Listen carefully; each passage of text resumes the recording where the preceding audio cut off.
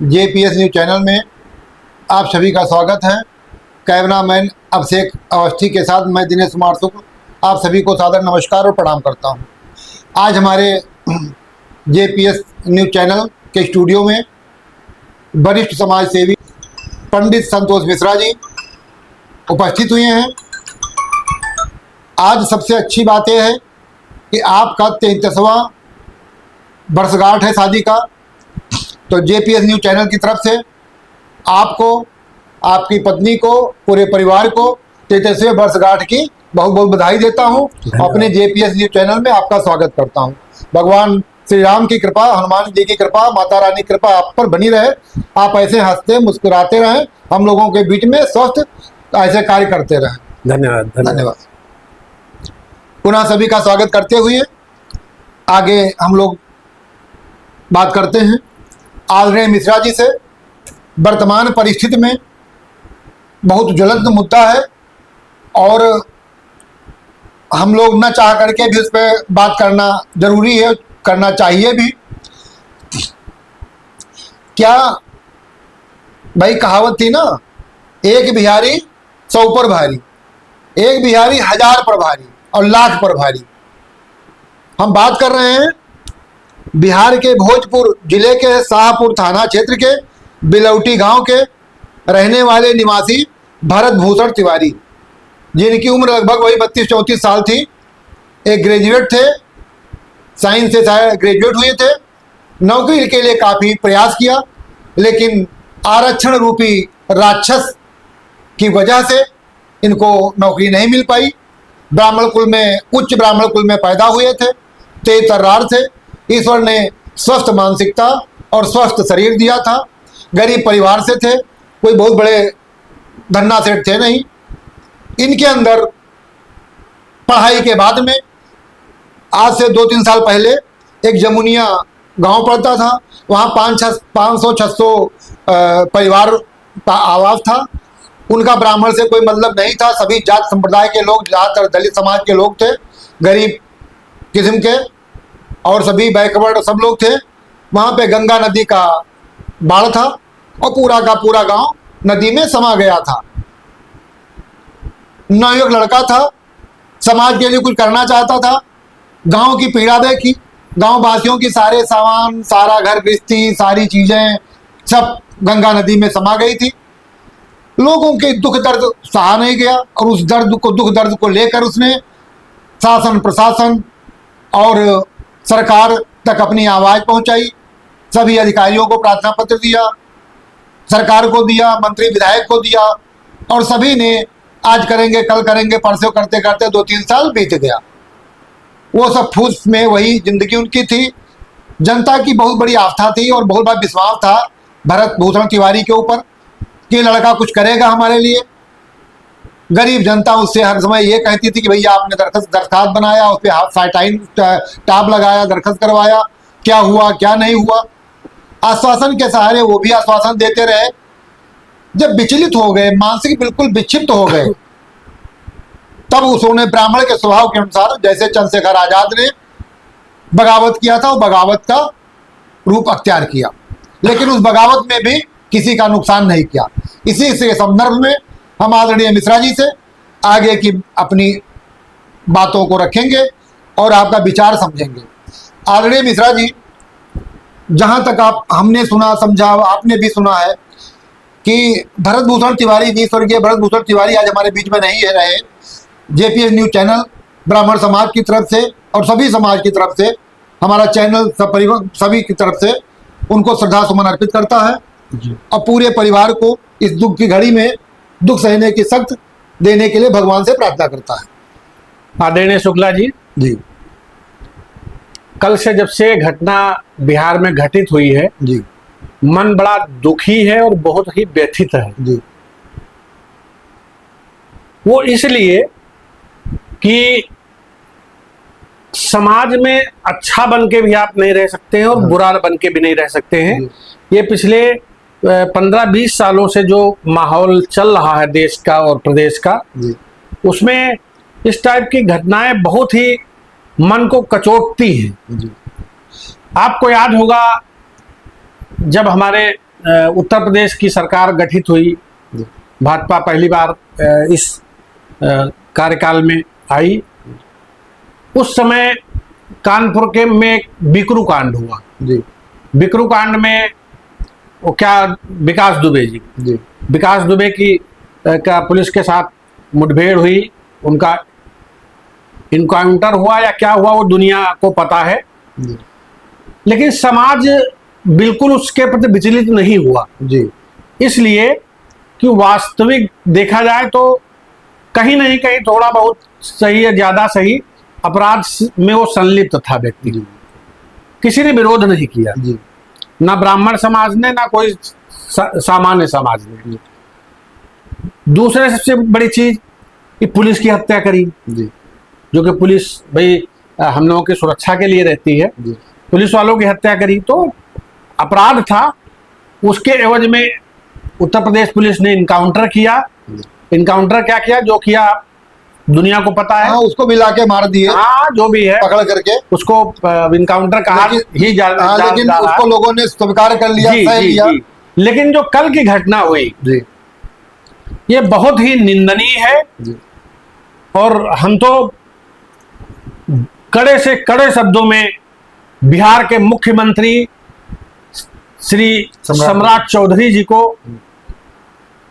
आपत्ति दर्ज करते हैं कि इस तरीके की घटनाएं अगर होंगी तो ऐसा महसूस होता है कि एक दिन कहीं ऐसा ना आए कि हमारे देश में गृह युद्ध की नौबत आ जाए। हमको दुख इस बात का नहीं है कि ब्राह्मण समाज का था, कोई भी व्यक्ति अगर सामान्य व्यक्ति है तो उसके साथ इस तरीके की घटनाएं होती हैं तो तकलीफ होती है। छोटा सा मैं आपके सामने चित्रण रखूंगा। बिहार का जो ये भोजपुर आरा का क्षेत्र है, जहाँ जिले का, उसमें जो जमनिया गांव था वो एक भरा पूरा गांव था जिसमें लगभग सभी जातियों के लोग वहां पे निवास करते थे। उसमें इसका परिवार भी था। गंगा के कुछ बाढ़ वगैरह की स्थिति बनी कि वो पूरा बाढ़ में समा गया गांव का गांव। सरकार ने इन लोगों को दूसरी जगह ले जाके एक पुनर्स्थापित कर दिया। कहानी वहीं से शुरू होती है। ये लड़का, जो सूत्र बताते हैं कि ये लड़का बहुत ही प्रतिभा का धनी, पढ़ने लिखने में तेज तर्रार और बहुत ही सुशील और अच्छे व्यवहार का था, नेचर का था। हुआ क्या कि जब विस्थापित हुए तो अब जाहिर सी बात है कि मोहल्ला, समाज, गांव या प्रदेश में कोई एक ही दो आदमी सक्रिय होते हैं। अब सरकार ने क्या किया कि गांव तो बसा दिया, लेकिन वहां पे किसी भी तरीके की कोई सुविधा नहीं उपलब्ध करवाया। ना पीने के लिए जल था वहां पे, ना चलने के लिए रोड था। ये जो मुख्य आवश्यकताएं होती, वो भी बाढ़ क्षेत्र था, वहां भी गंगा का पानी आ जाता हाँ, तो कुछ भी वहां पे नहीं था। अब इसके अलावा बहुत सारी समस्याएं थी, ना बिजली थी। तो इन सब चीजों को लेके वो लड़का थोड़ा तेज तर्रार था। उसने शासन प्रशासन से, चूंकि इसके पहले मैं बता दूं कि वो भारतीय जनता पार्टी का कर्मठ कार्यकर्ता था। जब चुनाव हुए हैं, चुनाव में उसने बढ़ चढ़ करके भाजपा के प्रति भागीदारी की है। और हिस्सा लोगों ने आश्वासन दिया कि जी हम आपका काम कराएंगे। जाहिर सी बात है, अगर हम ही कहीं क्षेत्र में जाते हैं चुनाव प्रचार में तो लोग हमसे ही अपेक्षा करते हैं। अगर हमारे परिचित हैं तो हम ही से अपेक्षा करेंगे ना, और हम ही उनको आश्वासन देते हैं। तो उसी तरीके के हुआ कि इसने आश्वासन दिया कि नहीं, भाजपा जीतेगी तो ये सब चीजें ठीक ठाक होंगी। भाजपा वहां से जीती। उसके बाद सरकार का गठन हो गया। नीतीश कुमार वहां पे मुख्यमंत्री बने। उसके बाद से अब चूंकि लड़का तेज तर्रार था तो गांव वालों ने कहा भाई आप जो है जाइए क्षेत्र में, जो हमारे अधिकारी हैं उनके पास जा जाके। तो ये लड़का क्या किया कि जनप्रतिनिधि से लेके और एसडीएम, डीएम या जो भी जिले के बड़े बड़े अधिकारी थे, सबके दरवाजे ये एप्लीकेशन लेके लगा रहा। और लगा इसलिए ज्यादा रहा कि वो सोचता था कि मैं तो भाजपा का कार्यकर्ता हूं और मैंने भाजपा के जीत पर लड्डू बांटे हैं, मिठाइयां बांटी हैं, तो हमारी बात तो सुनेंगे। लेकिन जैसा कि नियम है भाजपा में कि भाजपा बस चुनाव के समय कार्यकर्ताओं को याद रखती है। हाँ, प्रयोग करके बस use and throw, use and throw. तो वही दशा हुआ। ये लड़का काफी दिन तक इधर उधर दौड़ता रहा, किसी ने नहीं सुनी। फिर मानसिक विक्षिप्त हो गया।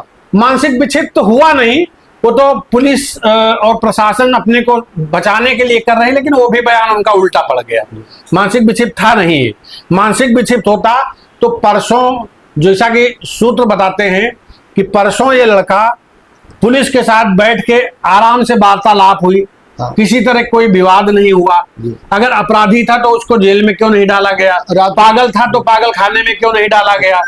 परसों आराम से वहां के पुलिस और पुलिस के आला अधिकारियों ने, प्रशासन ने उसके साथ बैठ के बात किया, क्योंकि जब लोगों ने नहीं सुना तो थोड़ा लड़का आक्रामक हो गया था।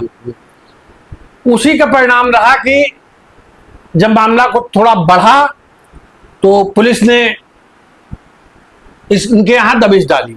सीधा फंडा होता है पुलिस का कि अगर आप कंट्रोल में प्रशासन का कि अगर आप ऐसे नहीं मानेंगे तो हम बल से आपको शिकायत करोगे तो हम तुमको दाबेंगे, फंसा देंगे। उसी कारण से इनको करने के लिए किया। अब जैसा कि बहुत सारे वीडियो भी वायरल हो रहे हैं, और ये वीडियो उसी जो क्या नाम भरत तिवारी के वीडियो से ही लाइव वीडियो बनाया गया फेसबुक पे। तो उसमें वो दिखा रहा है कि किस तरीके से पुलिस ने एक तरीके सरेंडर करके रखा था।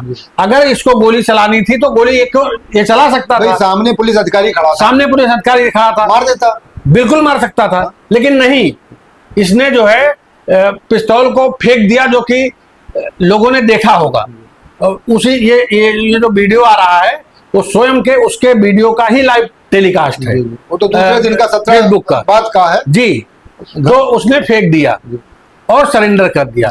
सरेंडर करने के बाद पुलिस अधिकारियों ने उसको 4 गोलियां मारी, उसको 4 गोलियां मार के। और मैं कह रहा हूं कि सरकार कहे, चाहे शासन कहे, चाहे प्रशासन कहे, इनकाउंटर है, लेकिन देश की जनता जान रही है, पूरा बिहार जान रहा है। कल से बिहार में जो तांडव मचा हुआ है वो ऐसे नहीं मचा हुआ है। तो सारे लोग जान रहे हैं कि ये पूर्णतया 101% हत्या है। और इन हत्या के आरोपियों को, चाहे अधिकारी हो, चाहे कर्मचारी हो, चाहे प्रशासन हो, इनको अगर दंड नहीं मिलता है तो इस परिणाम को भारतीय जनता पार्टी की सरकार को पूरी बुरी तरीके से भुगतना पड़ेगा। ये मैं आज दावे के साथ कह रहा हूं। अब मांझी कह रहे हैं कि मतलब उसने तो असलाह उठा लिया, जो असलाह उठाएगा पुलिस से टकराएगा तो उसके साथ तो पुलिस करेगी ही जो करना होगा। यही सम्राट चौधरी कह रहे हैं। जब यहाँ इनकाउंटर हो गया और प्रदेश के मुख्यमंत्री को पता ही नहीं था, वो भाषण दे रहे, कह रहे थे कि एक लड़का बताइए मेरे पुलिस के ऊपर असलाह लहराया, मेरे पुलिस ने उसको गिरफ्तार करके आरोग्य अस्पताल में भर्ती करके इलाज कर रही है। जब मुख्यमंत्री को यथास्थिति नहीं पता है, उसके मंत्री को नहीं पता है। अब जब तक कान में आंख में तेल पड़ा था, जब तक वो 2-3 साल से संघर्ष कर रहा था, तब तक कोई नहीं बोले कि एक लड़का वहां छटला रहा है लोगों के समाज सेवा के लिए। शुक्ला जी, जो आपने मांझी की बात करी, जीतन राम मांझी, वो किस कैटेगरी का आदमी है देश की पूरी जनता जानती है। भाजपा को 1-2 सीट जिता के दे देता है, इसलिए वो भाजपा के प्यारा बना हुआ है। भाजपा के सपोर्ट से स्वयं जीतता है। बाकी वो किस कैटेगरी का है, कौन सा उसका मानसिक स्तर है, ये दुनिया को पता है। इसमें किसी तरीके का कोई संदेह नहीं है। अभी आपने पढ़ा होगा कहीं या सुना होगा कि इनकी जो समधन है वो भी विधायक है, जीतन राम मांझी जी की। उनका किसी यादवों के साथ में विवाद हो गया, जिसमें 9 यादवों के ऊपर इन्होंने अपने अप्रोच लगा के SC ST का एक्ट लगा दिया। अब यही हाल देखिए, मनीष कश्यप यूट्यूबर थे फेमस, और भी ब्राह्मण परिवार तिवारी परिवार से हैं। अब उनको देखिए, उनको जब यही पहले सरकार थी नीतीश कुमार की और उनके थे तेजस्वी यादव, उन्होंने भी भ्रष्टाचार उठाया था, मजदूरों के ऊपर अपने मुद्दा उठाया था जो बाहर से निष्कासित थे, उन पर कहा। तेजस्वी यादव ने उनको वहां पे अलग मुकदमा लिखा के बंद करा दिया। ये तो सिस्टम चल रहा है कि अगर तुम पब्लिक की बात करोगे तुम्हें दबा दिया जाएगा, और ये सब पर नहीं लागू होता है, खासकर ब्राह्मणों पे लागू होता है।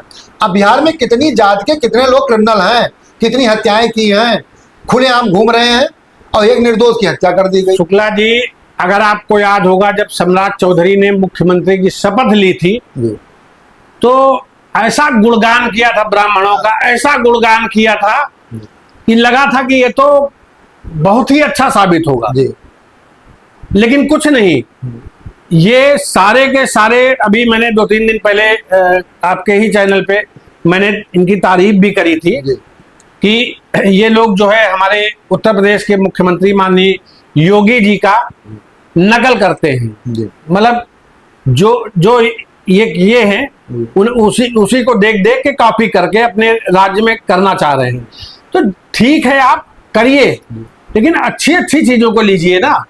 और वो व्यक्ति जिसकी हत्या हुई, भरत तिवारी, ऐसा नहीं कि वो किसी तरीके का अपराधी रहा हो, कोई मुकदमा अभी तक नहीं था। वो ग्रेजुएट लड़का था। जी और इसके साथ साथ समाज में अभी कोरोना काल में बहुत सारी तस्वीरें आ रही, वायरल हो रही हैं।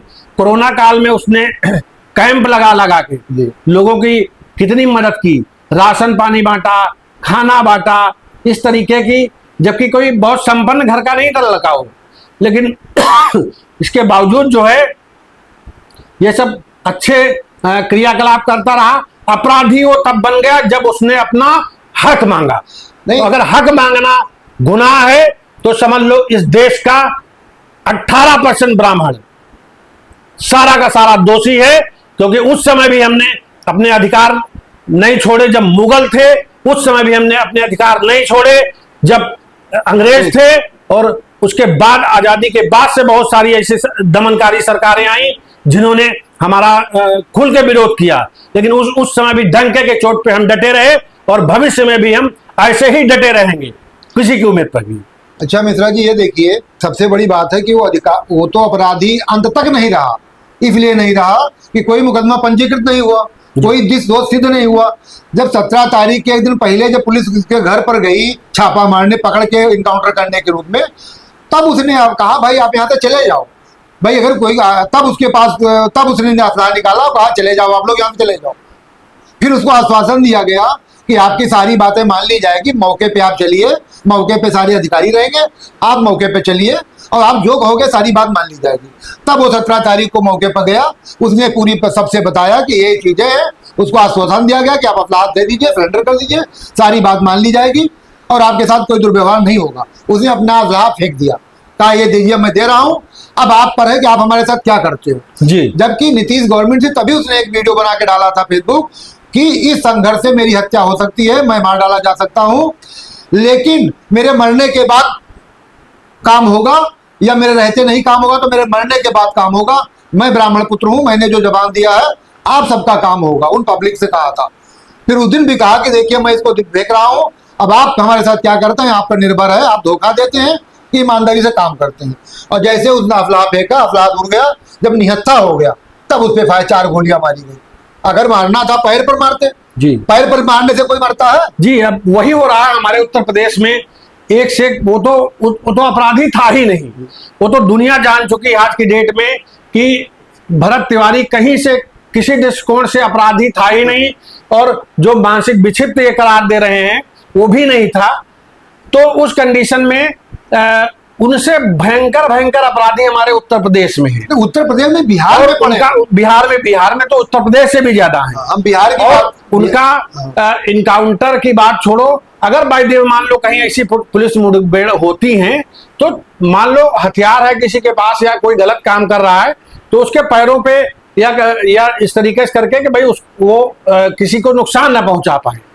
लेकिन जिस तरीके से भरत तिवारी के साथ पुलिस ने निर्दयता करी, दुष्टता करी, और उसका सहयोग सम्राट चौधरी जैसे मुख्यमंत्री, जीतन राम मांझी जैसे व्यक्ति अगर इस तरीके का उनका सहयोग करते हैं तो बहुत ही निंदनीय बात है। गृह मंत्री को संज्ञान में लेना चाहिए, गृह मंत्री को संज्ञान में लेते हुए केंद्र के गृह मंत्री को हम तो कहते हैं सम्राट चौधरी का अगर जरा भी नैतिकता बाकी है तो उनको इस्तीफा दे देना चाहिए। इस्तीफा दे देना चाहिए। उनको किसी तरीके का अधिकार नहीं है कि वो सामान्य और आम जनता की हत्या कर करके और मुख्यमंत्री की जैसी सम्मानित कुर्सी पर वो बैठे।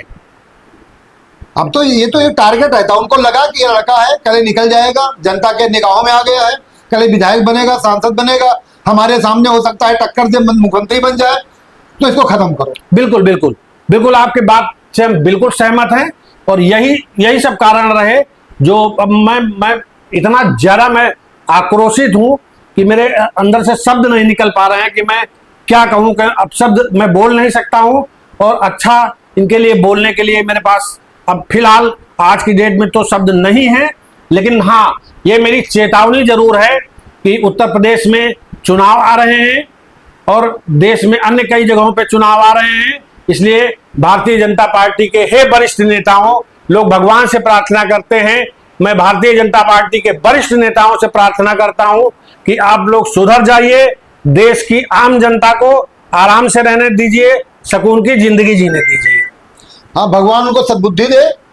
जेपीएस न्यूज चैनल पे हमारे वरिष्ठ साथी ने जो कहा, और बहुत सभी ब्राह्मणों की पीड़ा है, और सब ब्राह्मण जहाँ जहाँ हो न्याय संगत और विधि संगत हो करके अपने राज्यपाल राष्ट्रपति तक अपनी ये पीड़ा पहुँचावें, भरत तिवारी का सपोर्ट करें। पुनः हम लोग उसको श्रद्धांजलि अर्पित करते हैं, उसके परिवार को ईश्वर से दुख सहने की शक्ति देने की प्रार्थना करते हैं।